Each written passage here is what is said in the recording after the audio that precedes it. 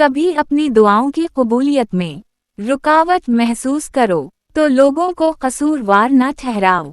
अल्लाह जब देता है तो किसी से इजाज़त नहीं लेता।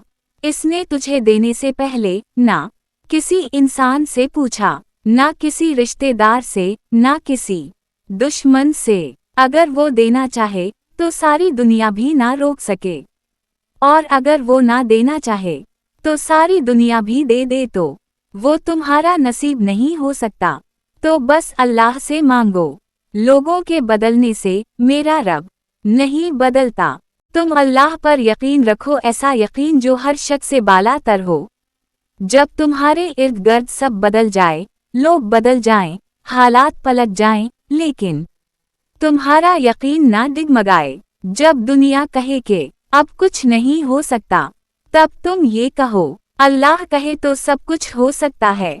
वो कून फायकून का मालिक है।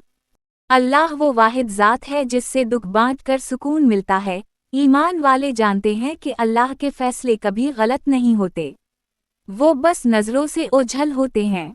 हमें लगता है कि दुआ रद्द हो गई है, लेकिन वो असल में कबूल हो चुकी होती है। बस बेहतरीन वक्त पर तुम इस दुआ का नतीजा वसूल कर लोगे इंशाअल्लाह। जिन मुआमलात को अल्लाह के सुपुर्द कर दिया हो, उन पर बार बार सोचना भी इंसान के बस में नहीं है। ईमान तब मजबूत होता है जब तुम इन सवालों के बावजूद भी अल्लाह पर भरोसा करते हो। तुम्हारे अंदर तूफान चल रहा होता है, लेकिन तुम्हारा यकीन एक लंगर की तरह होता है जो तुम्हारे भरोसे की किश्ती को संभाले रखता है। जब तुम तन्हा हो, दिल टूटा है, दुआओं के जवाब नहीं आ रहे, तब भी तुम्हारा दिल कहता है अल्लाह मेरे करीब है। यही ईमान है। तुम्हारा यकीन तुम्हारी सबसे बड़ी ताकत है। याद रखो, ईमान वाले कभी खाली हाथ नहीं रहते।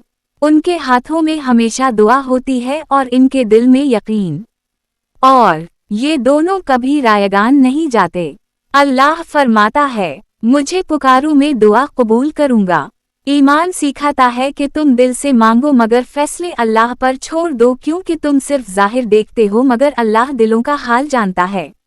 तुम सोचते हो कि वो शख्स तुम्हारे लिए सब कुछ है, मगर अल्लाह जानता है कि वो तुम्हारे लिए खैर है या आजमाइश।